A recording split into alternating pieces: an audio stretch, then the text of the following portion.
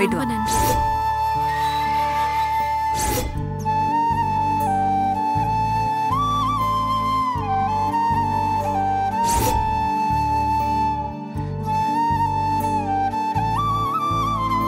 அம்மா அம்மா மடிப்பிச்சு கேட்டு வந்திருக்கேன்.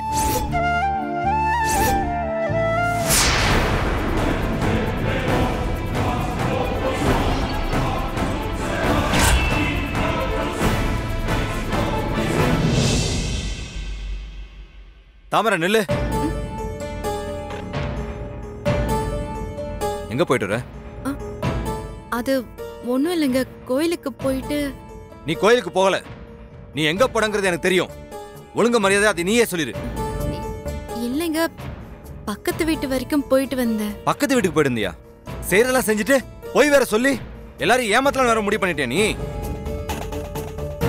உனக்கு ஏன் தாமரை இப்படி எல்லாம் நடந்துக்க தோணுது? உனக்கு இங்க என்ன குறை? எவ்வளவு பெரிய கம்பெனி, எவ்வளவு பெரிய ஏஜென்சி வச்சு நடத்திட்டு இருக்கோம். நாம எவ்வளவு மரியாதையோட வாழ்ந்துட்டு இருக்கோம். எல்லாத்தையும் கெடுத்து குழி தோண்டி புதைக்கணும்னு நினைக்கிறேன் நீ. உன் முட்டாள்தனத்துக்கு ஒரு அளவே இல்லாம போயிட்டு இருக்கு. ஆரம்பத்துல வெறும் வாக்குவாதமா மட்டும் இருந்துச்சு, அதுக்கப்புறம் சந்தேகம்னு ஆரம்பிச்சது, அதுக்கப்புறம் கொஞ்சம் கொஞ்சமா அம்மா நம்மன்னு சொல்லி குழப்பமா இருந்துச்சு. இப்ப சுத்த முட்டாளாயிட்டு இருக்க. நீ முட்டாளாகிறது மட்டும் இல்லாம வீட்டுல இருக்கிற எங்களையும் முட்டாளாக்கிட்டு இருக்க. அம்மா, இவ என்ன காரியம் மட்டும் இருக்கா பாருமா. இல்லடா பாரு, எனக்கு இது அம்மா நிறுத்துமா. இவளுக்கு சப்போர்ட் பண்ணி ஒரு வார்த்தை நீ பேசக்கூடாது. இத்தனை நாள் நீங்க பண்ணிட்டு இருந்த எல்லாத்தையும் நான் பொறுத்துக்கிட்டே இருந்தேன்.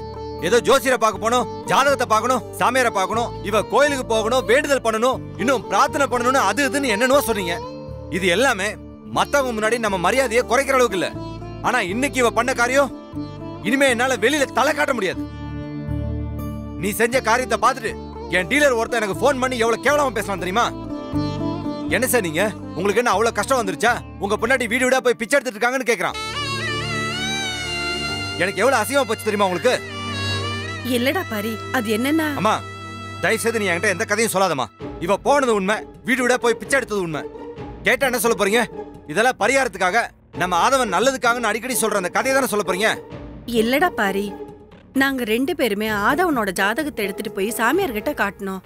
அந்த சாமியார் தான் சொன்னாரு, 7 பிறவி தோஷம் போறதுக்காக 7 வீட்டுல மடிப்பிச்சை எடுத்து சப்தக்கன்னிமார் கோவில்ல பொங்கல் வச்சு 7 திருநங்கைகளுக்கு அந்த பொங்கலை கொடுத்து பரிகாரம் செய்ய வெத்தலை, பாக்கு, பழம், புடவை எல்லாம் வச்சு கொடுத்தா கண்டிப்பா நம்ம ஆதவனுக்கு குணமாயிடும்னு சொன்னாருப்பா. அதனாலதான் பாரி, தாமரையோட விரதத்துக்கும் பூஜைக்கும் தடை சொல்ல வேண்டாமேன்னு இருந்துட்டேன். ஏற்கனவே ஒரு பரிகாரம் விட்டு போனதுனாலதான் இவ்வளவு பிரச்சனை வந்ததுன்னு தாமரை நம்பிக்கிட்டு இருக்கா. நாம ஏன் இவ பண்ற பரிகாரத்துக்கு தப்பு சொல்லணுமேந்தா இவ மடிப்பிச்சு எடுக்கிறதுக்கு நான் மறுப்பு சொல்லலப்பா. அம்மா நீ சொல்றதெல்லாம் சரிதாம்மா. அதுக்காக வீடு வீடா போய் இப்படி முன்னாடிய கையில விரிச்சு பிச்சை எடுக்கிறத பார்க்கும்போது நல்லாவா இருக்கு? இதெல்லாம் பூவரசுக்கு தெரிஞ்சா என்னலமா கேவலமா நினைப்பாரு. கையால் ஆகாதவன் பொண்டாட்டியை நல்லபடியா வச்சு குடும்பத்தை துப்பு இல்ல, கட்டின பொண்டாட்டியை தெருவா அனுப்பி பிச்சை எடுக்க விடுறான்னு என்னமா அசிங்கமா நினைப்பாரு? இல்லங்க, அப்படிலாம் எதுவும் இல்ல. அண்ணா அப்படிலாம் நினைக்காது. அண்ணா அப்படியே நினைச்சாலும் நான் சொல்லி புரிய வச்சுக்கிறேன். தயவு செஞ்சு நீங்க கோவப்படாதீங்க. இதெல்லாம் ஒரு பரிகாரத்துக்காக தானே செய்யறோம். ஏற்கனவே அந்த பரிகாரத்தை சரியா செய்யாதனாலதான் ஆதவனுக்கு சோதனை மேல சோதனை வந்துட்டு இருக்கு. இந்த முறையும் பரிகாரத்துல தப்பு வேண்டாங்க. தயவு செஞ்சு நான் சொல்றத கேளுங்க. இந்த ஒரு தடவை பொறுத்துக்கோங்க. இந்த ஒரே ஒரு பூஜை மட்டும் பண்ணிட்டா கண்டிப்பா ஆதவனுக்கு எல்லாம் சரியாயிடும். பாரி, கொஞ்சம் புரிஞ்சுக்கடா. பாவண்டா தாமரை, இவ என்னடா பண்ணுவா? இவளோட நம்பிக்கை நாம ஏன் வீணாக்கணும்? உன்னோட திருப்திக்காக டாக்டர் கிட்ட கூட்டிட்டு போயிட்டு வந்த. அவ திருப்திக்காக சாமியார் சொன்னதை இவ செஞ்சுட்டு போட்டுமே. சாமியார் சொன்ன பரிகாரத்தை செஞ்சுட்டா எல்லாம் சரியா போயிரும்டா. இந்த ஒரே ஒரு தடவை இந்த பூஜை நல்லபடியா நடக்கட்டும்டா. நீயும் கொஞ்சம் புரிஞ்சுக்கிட்டு விட்டு கொடுத்துதான் போயே. என்னமோ பண்ணணும் முடிவு பண்ணிட்டீங்க. இதுக்கப்புறம் நான் சொன்னா மட்டும் கேட்க போறீங்க? உங்களுக்கு என்ன தோணுதோ உங்க இஷ்டத்தை நீ பண்ணுங்க. சொல்றது என்ன கேட்டு. அம்மாடி, அவன் சொன்ன எதையும் மனசுல வச்சுக்காதம்மா. சாமிக்கு நீ என்ன செய்யணுமோ அதை நீ செய்.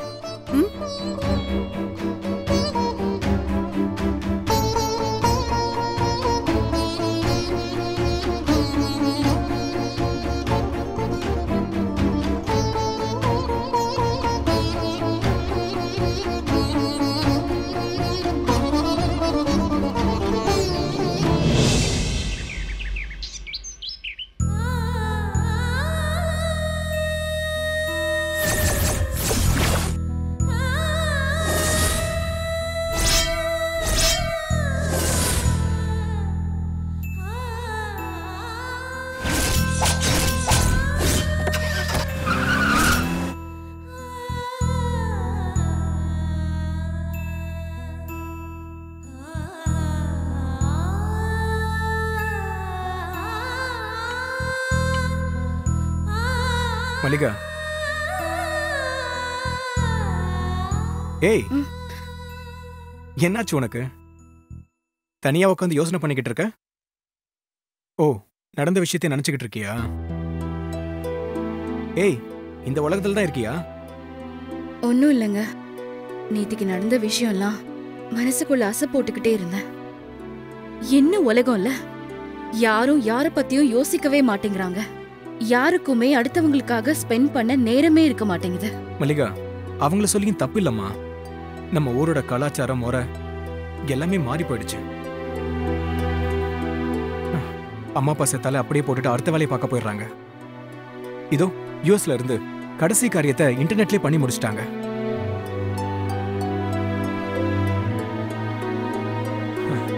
எதிர்பார்ப்புகளை நாம தான் மல்லிகா குறைச்சுக்கணும். அவங்கவுங்களுக்கு 1000 கமிட்மெண்ட் இருக்கு. அதுக்கெல்லாம் அடிமையாகியே நம்ம பழகிட்டோம். இந்த சென்னை எடுத்துக்க அவன் குடும்பத்தை பார்த்துக்கிட்டு பிராக்டிக்கல் லைஃப் பாதிக்காம இருக்கணும்னு கவனமா இருக்காங்க.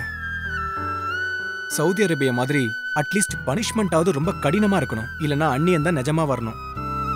ஒரு சமயம் நீங்க சொல்றது பார்த்தா கரெக்ட்னு தான் தோணுது. பாவங்க பொண்ணுங்களும் வீடு சமைக்கிறதுன்னு இருக்கிற பொண்ணுங்க இப்பதான் வெளியில தலை காட்ட ஆரம்பிச்சிருக்காங்க. அதுலயும் ஏகப்பட்ட பிரச்சனை. பஸ்ல போனா மேல மோதி இடிச்சு சிலுமிஷம் பண்ணி சாவடிக்கிறானுங்க. ஏன் ஊருக்கெல்லாம் போயிட்டு வரும்போது அண்ணன் பக்கத்துல உட்கார்ந்துட்டு இருக்கும் போதே ஒரு தடவை பஸ்ல ஒருத்தன் சாராய வாடையோட மேல வந்து இடிச்சான். அண்ணன் கிட்ட சொன்னா அண்ணன் பிரச்சனை பண்ணுமோன்னு பல்ல கடிச்சுக்கிட்டு பயந்துட்டு உட்கார்ந்துட்டு இருந்தேன். ஆனா கடைசி வரைக்கும் அவன் நிறுத்தவே இல்ல. அப்புறம் வெடுக்குன்னு ஒரு பின்னூசி வச்சு குத்துனதுக்கு அப்புறம் தான் அவன் நிறுத்தினான். என்ன மல்லிகா, அப்பவே நீ ஜான்சி ராணி வேலையெல்லாம் பார்க்க ஆரம்பிச்சிட்டியா? பொண்ணா பிறந்ததே பாவங்க. இல்ல மல்லிகா, இவ்வளவு நடந்தும் கூட இப்ப வரைக்கும் அந்த பொண்ணை யாரு குத்திருப்பாங்க, என்ன பின்னணி, அத பத்தி தெரிஞ்சுக்காம அந்த பொண்ணுக்கு Facebookல எத்தனை பாய் ஃப்ரெண்ட்ஸ் இருந்தாங்க, அந்த பொண்ணு எதுக்காக அலைப்பாயுத மாதவன் போட்டோவை ஷேர் பண்ணா, இப்படி கற்பனை பண்ணிக்கிட்டு வதந்தி பரப்புறாங்கள ஒழிய இவங்களை பொறுத்த வரைக்கும் எல்லா விஷயத்துக்கும் ஒரு கிசுகிசுப்பு தேவைப்படுது. அது ஒரு நடிகை வீட்டு நாய்க்குட்டியா இருந்தாலும் சரி, நார்மலான ஆளா இருந்தாலும் சரி. ஆமாங்க, நானும் பேப்பர் பார்த்தேன். எல்லாரும் அவளை பத்தி ஏதேதோ பேசுறாங்க. ஆனா உண்மையா அந்த பொண்ணு தப்பா எதுவும் பண்ணிருக்க மாட்டான் தான் என் மனசு சொல்லுதுங்க. கண்ணு முன்னாடி அவ கூட பேசினது பழகுனது எல்லாமே வந்து வந்து போகுதுங்க. அவளுக்கு எதுவும் ஆகக்கூடாதுன்னு என் மனசு சொல்லிக்கிட்டே இருக்குங்க. ஏய், நீ எதுக்கு இவ்வளவு எமோஷனல் ஆகுற? மனசு கேக்கலங்க. ஏங்க, நான் ஒரு தடவை ஹாஸ்பிட்டலுக்கு போய் அந்த பாரதிய பாத்துட்டு வந்துடவா? அந்த பொண்ணு என் கண்ணுக்குள்ளேயே நிக்கிறாங்க. எத்தனையோ கனவுகளோட ஆசையோட அன்னைக்கு நாள் அவ தொடங்கிருப்பா. இப்படி திடீர்னு ஒருத்தன் கத்தியால வந்து குத்திட்டு போவான்னு அந்த பொண்ணு நினைச்சு கூட பாத்திருக்க மாட்டால. கீழே விழுந்து கடக்கும் போது அப்படியே சிரிச்ச முகமா இருந்தாங்க. எனக்கு என்னவோ அந்த பொண்ணை பார்த்தா நிம்மதியா இருக்கும்னு தோணுதுங்க. என்னங்க, நான் போய் பார்த்துட்டு வரவா? சரி, நீ முதல்ல இந்த காஃபியை குடி, ரிலாக்ஸ்டா இரு. நானும் கூட வரேன், நம்ம 2 பேரும் சேர்ந்தே போய் பார்க்கலாம்.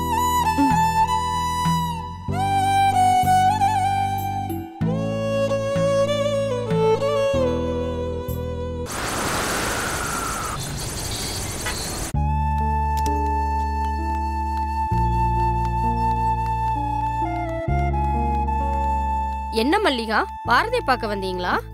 ஆமா டாக்டர். பாரதிக்கு எப்படி இருக்கு டாக்டர்? அவ கண்டிப்பா பொழைச்சுப்பால. பாவம் டாக்டர், அவ ரொம்ப நல்ல பொண்ணு. அவ நல்லபடியா இருக்கணும். அவள மாதிரி பொண்ணுங்க இருக்கிறதுனாலதான் என்ன மாதிரி பொண்ணுங்களுக்கு தைரியம் வருது. நாங்க ட்ரை பண்ணிட்டு தாமா இருக்கோம். ஆனா இப்ப எதுவுமே சொல்ல முடியாது. ரொம்ப ஆழமா குத்தி இருக்கான். ஆபரேஷன் கண்டிப்பா பண்ணியே ஆகணும். பிளட் வேற நிறைய லாஸ் ஆயிருக்கு. இன்ஜுரி டீப்பா இருக்கிறதுனால லேப்ராஸ்கோபி எஃபெக்ட் இருக்காது. எல்லா ஏற்பாடும் பண்ணதுக்கு அப்புறம் ஆபரேஷன் ஸ்டார்ட் பண்ணிரலாம். சரி டாக்டர். சரி மல்லிகா, நான் ரவுண்ட்ஸ் போகணும். நீங்க பேஷண்ட்டை டிஸ்டர்ப் பண்ணாம பாருங்க. Okay doctor, thanks. ஓகேமா.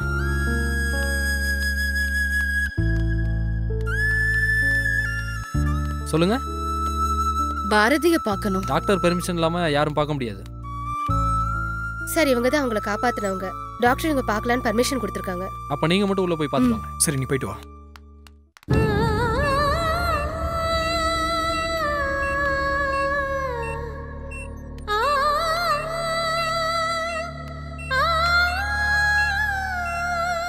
கடவுளே, பாரதி நல்லபடியா குணமாகி வரணும். நீதான்பா காப்பாத்தணும்.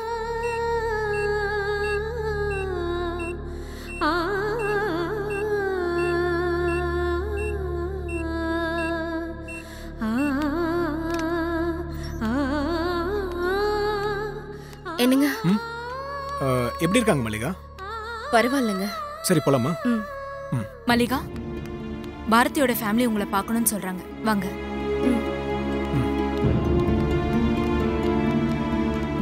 வாங்க. அம்மா, இவங்க தான் மல்லிகா. உங்க பொண்ணு பாரதிய சரியான நேரத்துல கொண்டு வந்து எங்க கூட சண்டை போட்டு அட்மிட் பண்ணி காப்பாத்தினாங்க. பேசிட்டு இருங்க. அம்மாடி புண்ணியவதி, நீ காப்பாத்தினது என் பொண்ணு பாரதிய மட்டும் இல்லம்மா, எங்க குடும்பத்தையே காப்பாத்திருக்க.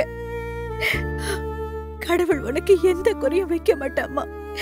நீ நல்லா இருக்கணும். ஐயோ அம்மா, என்னம்மா நீங்க? வயசுல பெரியவங்க நீங்க. நீங்க போய் கையெல்லாம் எடுத்து கும்பிட்டுக்கிட்டு ஒன்னும் பயப்படாதீங்கம்மா. சீக்கிரமே பாரதி நல்லபடியா ஆயிடுவா. என் பொண்ணு யாருக்கும் எந்த கெடுதலும் நினைக்காதுவம்மா. ஒரு ஈ எறும்புக்கு கூட துரோகம் பண்ண மாட்டா. தினமும் கோவிலுக்கு போகாம வேலைக்கு கூட போக மாட்டாமா. ஊர்ல யாருக்கு எந்த பிரச்சனைனாலும் ஓடி போய் உதவி செய்வா. எத்தனை பேருக்கு ரத்தம் கொடுத்திருக்கா தெரியுமா?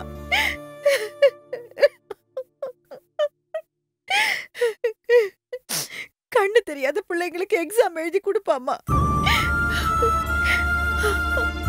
அப்பேற்பட்ட ஒரு பொண்ணு, ஐயோ இப்படி பாக்குறதுக்கு என்னால முடியலம்மா. பேப்பர் டிவில எல்லாம் என் பொண்ண பத்தி என்னென்னமோ சொல்றாங்க. அத நினைச்சாலே பெத்த வயிறு பத்திக்கிட்டு எரியுது. கல்யாண காட்சின்னு பண்ணி பார்க்கணும்னு ஆசைப்பட்டேன். ஐயோ, இப்படி குத்துயிரும் கொலை உயிருமா கிடைக்கிறாள் என் பொண்ணு. அம்மா, நீங்க டென்ஷன் ஆகாதீங்கம்மா. பாரதிய பத்தி இப்பதான் டாக்டர் கிட்ட பேசிட்டு வரோம். டாக்டர் சொன்னாங்க ஒரு ஆபரேஷன் பண்ணா பழைய மாதிரி எந்திரிச்சு நடமாடுவாங்கன்னு சொன்னாங்க. நீங்க கொஞ்சம் தைரியமா இருங்கம்மா.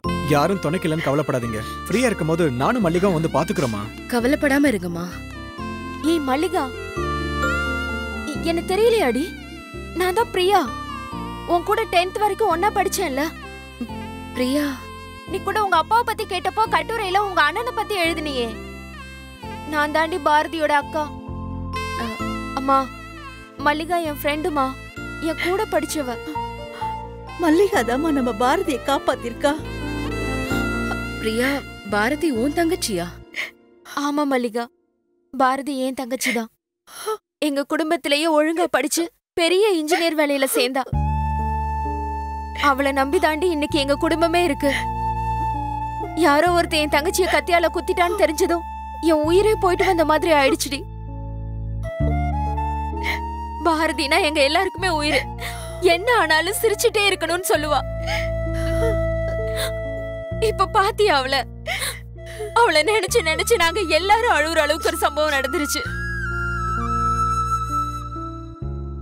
நல்ல வேளை மல்லிகா, நீ மட்டும் அந்த இடத்துல இல்லன்னா இந்நேரம் எங்க பாரதிய மூட்டைய கட்டிதான் எங்க கையில கொடுத்திருப்பாங்க.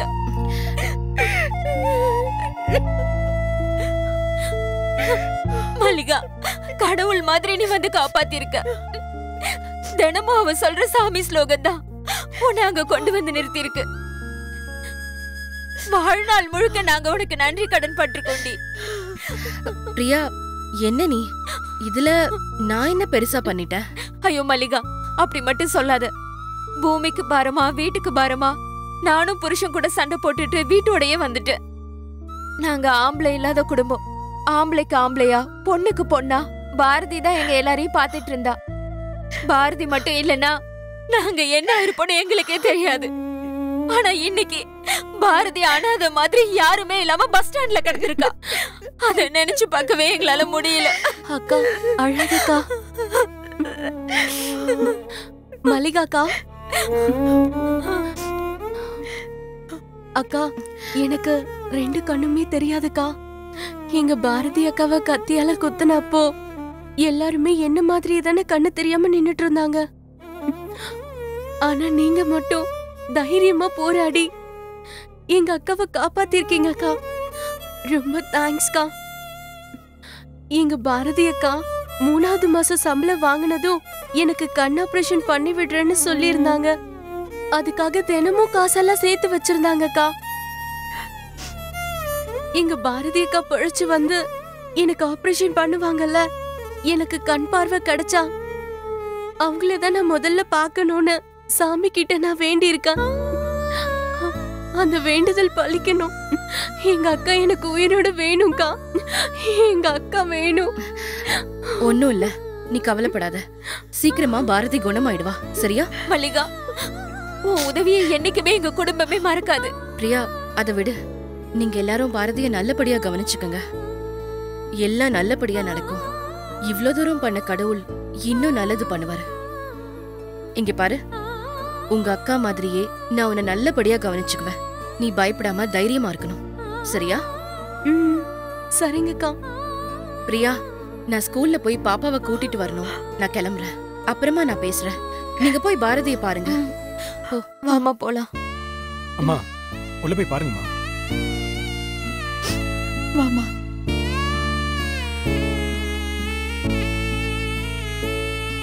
மல்லிகா, அந்த ஃபேமிலி உன்னை கடவுள் மாதிரி நினைச்சுக்கிட்டு இருக்காங்க. எனக்கு எவ்வளவு சந்தோஷமா இருக்கு தெரியுமா? உன்னை பத்தி என்னென்னமோ சொல்லியிருப்பேன். நம்ம 2 பேரும் சண்டை போட்டிருக்கோம். ஆனா இன்னைக்கு இந்த நிமிஷம் சொல்றேன், எனக்கு எல்லாமே மறந்து போச்சு மல்லிகா. இல்லங்க, பாரதி எந்திரிச்சு நல்லபடியா பேசினாலே எனக்கு போதும். நான் பண்ண விஷயத்துக்கு பெரிய அர்த்தமே கிடைச்சிரும். இங்க பாரு, கவலைப்படாத. கண்டிப்பா அந்த பொண்ணை பழிச்சிருவா. பாப்பாவை கூப்பிட போன ஸ்கூல் விட்டுருப்பாங்க. கிளம்பலாமா?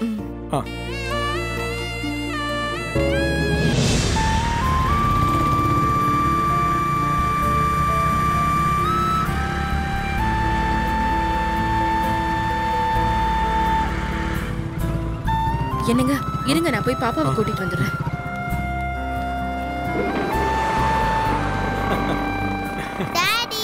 என்னடா செல்லம், மம்மி டாடி வருவாங்கன்னு வெளியிலேயே வெயிட் பண்ணிட்டு இருந்தியா? ஆமாப்பா, ஸ்கூல்ல எல்லாரும் மம்மிய டிவில பார்த்தேன்னு சொன்னாங்க. கமலா, உங்க மம்மி இப்ப ரொம்ப பெரிய ஆள் ஆயிட்டாங்க. இப்ப நம்ம எல்லாரும் உங்க மம்மி கூட செல்ஃபி எடுத்து ஆட்டோகிராஃப் தான் வாங்கணும். என்னங்க, போதும், ரொம்ப கலாய்க்காதீங்க. சரி, வீட்டுக்கு போலாமா? உனக்கு பசிக்கும். முதல்ல பேக்க கழட்டிட்டு வண்டியில ஏறு. அம்மா, நாளைக்கு என் ஸ்கூலுக்கு வந்து என் ஃப்ரெண்ட்ஸ் கிட்ட எல்லாம் ஹாய் சொல்லணும். சரி சொல்லுங்க. நான் ஹாய் சொல்றேன். நான் உங்க கிட்ட எல்லாம் என் மம்மி டிவில வந்தாங்கன்னு சொல்லுவோமா? சரிடா செல்லம், உங்க வீட்டுக்கு போலாம். போலாமா?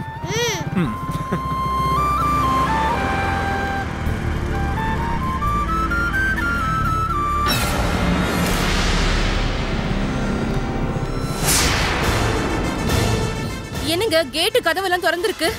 ஆமா மல்லிகா, வரும்போது நான் தான் பூட்டிட்டு வந்தேன். ஒன்னும் புரியலையே. என்னாச்சுன்னு தெரியல. சரி வாங்க பாக்கலாம், வா. இந்தம்மா, இந்த பேக் புடி.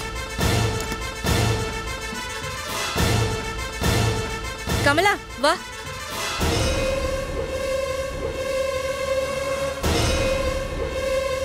ஏய், காடை பார்த்துனே இருக்காத, சீக்கிரம் இருக்கு. காடை விட மாட்டேறான்டா. யாருங்க இவனுங்க?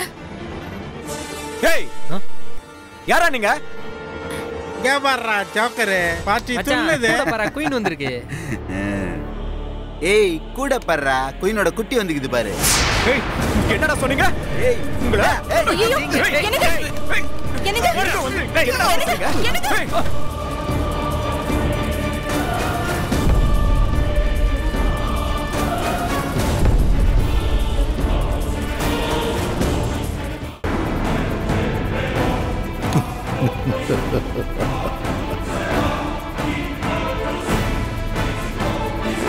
சாமி, ரொம்ப